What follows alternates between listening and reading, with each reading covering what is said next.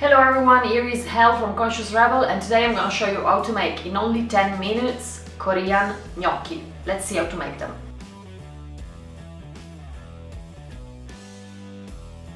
In a medium bowl you can put the flour, add a tiny bit of salt, just a pinch, and the boiling water. At this point you can mix first with a spoon because the water has to be very hot. Once it's mixed you can start with your hands, just be careful not to burn your hands again until you get a nice and smooth dough.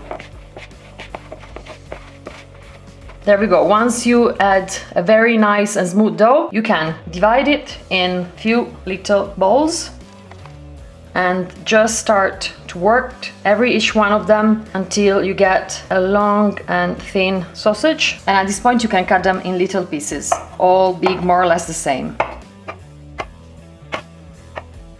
There we go, and you can do the same for all the other ones. Then when you are ready to eat them, or even if you want to cook them and then freeze them, you can do that. Just place some water inside a pan, and when the water is boiling, just throw your gnocchi inside